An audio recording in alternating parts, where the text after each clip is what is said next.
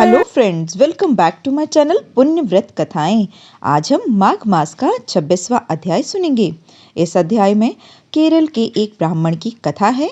देवदूत ने कहा, केरल प्रदेश में एक धनाढ्य ब्राह्मण जिसका नाम वसुधा था रहता था। समय की गति उसके धन का हरण उसके ही बंधु और बांधवों ने कर लिया। इस कारण वह अत्यंत निर्धन हो गया। वह अपने उदर की पूर्ति भी कठिनाई से कर पाता था। उदर पूर्ति के लिए वह जगह जगह भटकता फिरता था। अनेक रोगों से पीड़ित भी हो गया। अपना अंत समय निकट सोचकर वह तीर्थ यात्रा पर निकल गया। समय की बलिहारी एक दिवस भूख से पीड़ित विंध्याचल पर्वत पर उसका प्राण अंत हो गया। अंत समय उसका कोई भी बंधु बांधव उसके निकट नहीं था।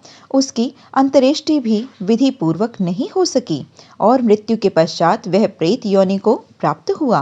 प्रेत रूप में वह उसी वन में एक बड़ के पेड़ पर वास करने लगा। पिशाच योनि में वह अत्यंत दुखी रहता था। वह निरंतर सोचता कि पिछले जन्म में उसने जाने अथवा अनजाने कई दुष्ट कर्म नहीं किया था, फिर यह पाप योनि क्यों मिली। दिव्य दृष्टि से उसको पता चला कि अनेक जन्म पूर्व उसने कुछ दुष्ट कर्म किए थे तथा ब्राह्मण योनि में वह विद्वान होते हुए भी अधर्मी बना रहा। कभी उसने सत्कर्म नहीं किए, पेटू ब्राह्मण ही बना रहा। जो व्यक्ति मनुष्य योनि में धर्म कार्य अथवा दान आदि नहीं करता, माता पिता की सेवा नहीं करता, चुगली निंदक तथा हिंसक बना रहता है, वह अगले जन्म में निकृष्ट योनि को प्राप्त होता है तथा मृत्यु के पश्चात भी दुख ही भोगता है।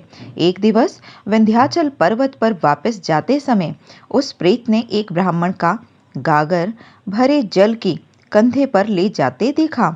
वह ब्राह्मण त्रिवेणी पर स्नान करके पवित्र हृदय से माता पिता के उपयोग हेतु भरी गागरों में पवित्र जल ले जा रहा था। भयानक प्रेत योनि युक्त केरल के ब्राह्मण ने उस पथिक ब्राह्मण का मार्ग रोक लिया और भयानक वाणी में बोला, भय मत करो, मैं अत्यंत प्यासा हूँ, मुझे जल दे दो। पथिक उस भयंकर रूप को देखकर भय से कांपने लगा तथा कातर वाणी में बोला, अरे तू कौन सा भयंकर जीव है।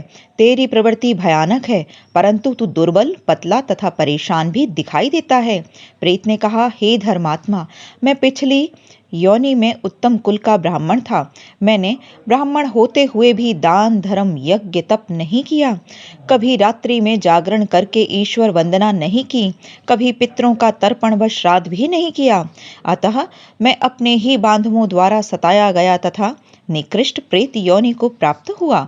पूर्व जनों के कारण इस वन में अनेक उपयोग व खाने योग्य वस्तुएं हैं, परंतु मैं ज्ञान नष्ट होने के कारण कुछ भी खाने योग्य नहीं हूँ। तुम्हारे भरे जल की गागर को देखकर मुझे पिछला जन्म स्मरण हो गया है, अतः प्यास जागृत हो गई है।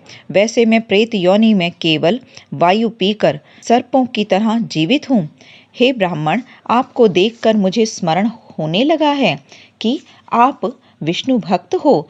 यह सत्य है कि दूसरों के धन हरण करने वाले, नीच कुरूप, मूर्ख, बेईमान, माता पिता द्रोही, नीतिहीन, दुर्गुण, डरपोक, नपुंसक सदैव दुख ही भोगते हैं। यह भी सत्य है कि जो व्यक्ति धूप, गुड़, तिल, गोएं, स्वर्ण, चांदी, धन, भोजन, वस्त्र आदि दान देते हैं, वह मनुष्य योनि में तथा मृत्यु के पश्चात भी सुख भोगते हैं।